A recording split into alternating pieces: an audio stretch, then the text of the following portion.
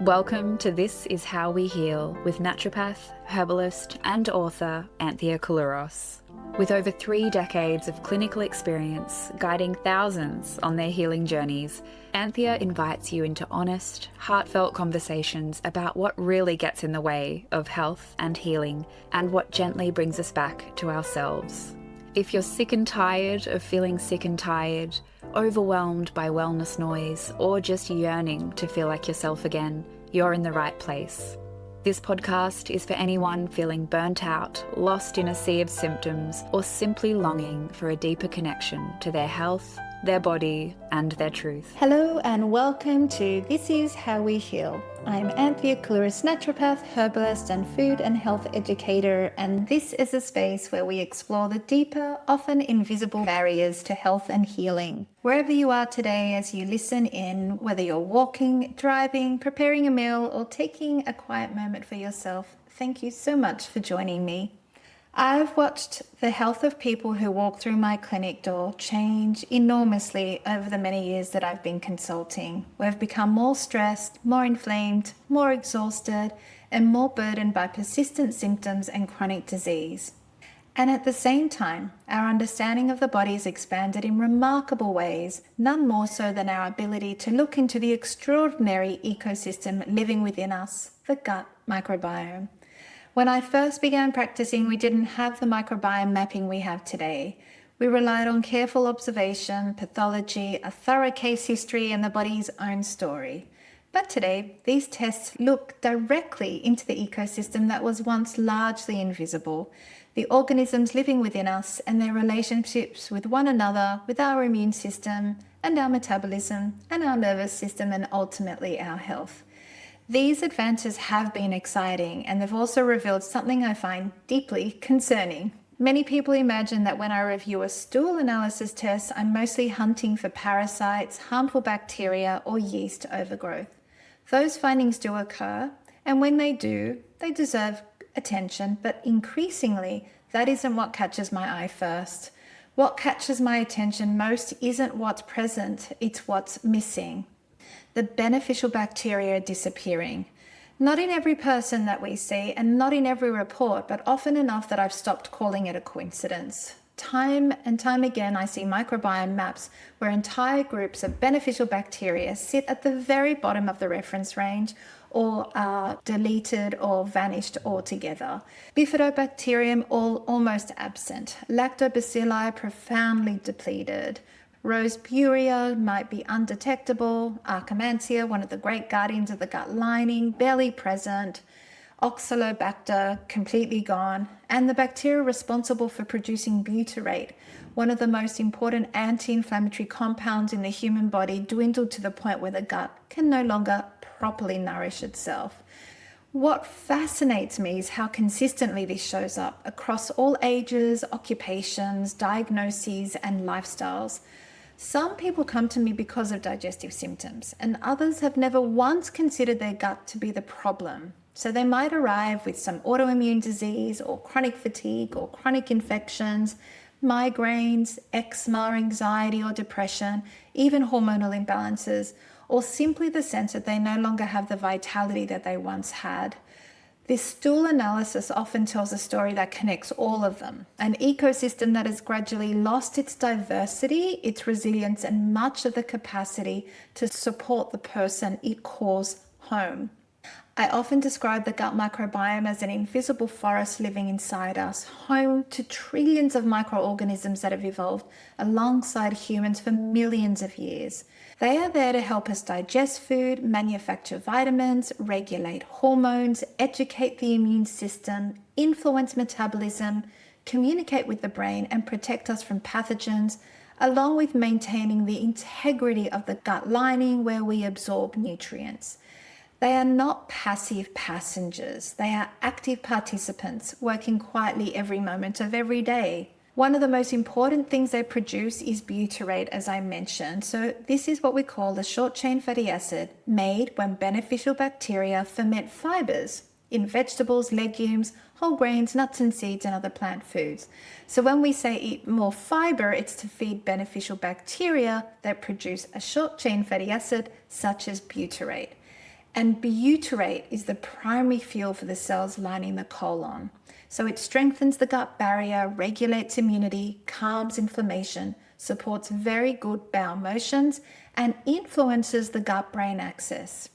So when I see low butyrate on a stool analysis, I don't just note a missing compound. I think about the depleted community of microbes that should have been making it, and I start asking a much bigger question. What has happened to the ecosystem that once made this so effortlessly? That is why the gut rarely stays confined to the digestive tract when it's struggling. The gut is where much of the immune system resides, and it is in constant conversation with the brain and the endocrinal hormonal systems and every other organ through hormones, immune messengers, metabolites, and the nervous system itself. When this ecosystem loses diversity and resilience, the consequences ripple outward, showing up in places that seem at first glance entirely unrelated. So when I look at a stool analysis, I don't just see bacteria, I see an entire ecosystem that tells a story. So how did we get here? The answer, I believe, isn't one thing. It's the accumulation of the many small changes across generations, the way we've changed how we live, eat, work, clean, farm, birth, raise children, and relate to the natural world. One theory that resonates deeply with me is the old friends hypothesis. It proposes that throughout our evolutionary history, humans lived in constant contact with an extraordinary diversity of microorganisms in healthy soils, plants, animals, fresh food, rivers, forests. These microbes weren't our enemies, they were our companions and helped educate our immune system and shape our microbiome from the very beginning of life. Today, many of those old friends have disappeared. That is what I'm seeing in our stool analysis results. Most of us spend so little time outdoors and we rarely garden or grow our own food. Children spend less time digging in soil and climbing trees and building cubby houses, coming home covered in mud. We moved from sealed homes to sealed cars to sealed offices, increasingly disconnected from the ecosystems that once nurtured us. Then there's our food. For most of human history, food was alive, picked from the garden and eaten within hours, or transformed slowly through fermentation into yogurt, kefir, sauerkraut, pickles, sourdough. Today, much of what fills our supermarkets is designed for shelf life rather than microbial life. It has been sterilized and processed and preserved to death, and it's transported long distances to get to us. Beautifully presented, perhaps, but often biologically empty. And our diets have narrowed too. I often ask patients what they ate this week, and they may describe nearly identical meals day after day. Yet our microbiome thrives on diversity. Every different plant needs a different microbial community. Then there are the medicines and the chemicals of modern life. Antibiotics have saved millions of lives, and I would never suggest otherwise. But we're also surrounded by antimicrobial cleaners, antibacterial soaps, hand sanitizers, mouthwashes, pesticides, food additives, emulsifiers, artificial sweeteners, each seemingly insignificant alone, but their cumulative effect on the environment and our microbiome is greatly impacted. Our earliest introduction to microbes has changed to more cesarean births, variable breastfeeding rates, early antibiotic exposure, increasingly sanitized childhoods. None of these alone determine someone's future health, but together they shape the microbial foundations laid in the earliest years of life. And let's not forget stress. If you've followed my work for a while, you'll know I return to the nervous system often because it sits at the heart of so many health conditions. Chronic stress changes how we digest, how we absorb nutrients, how much mucus and secretory IgA we produce, which is something very visible when we do a stool analysis, how our immune system behaves, and ultimately which microbes are able to flourish within us. When I step back and look at all of this together, I don't see a microbiome that has suddenly become diseased. I see one that has gradually become deprived of diversity, the fresh food, contact with soil, and microorganisms that surrounded us, and perhaps most of all, our relationship with the living world itself. Wherever I share these findings, one of the first questions people ask is, should I just start taking a probiotic? Sometimes yes, but not in the way most people imagine. A probiotic is rarely the whole answer because rebuilding a microorganism or microbiome isn't like replacing a missing nutrient. We aren't treating a deficiency. What we're trying to do is restore an entire ecosystem.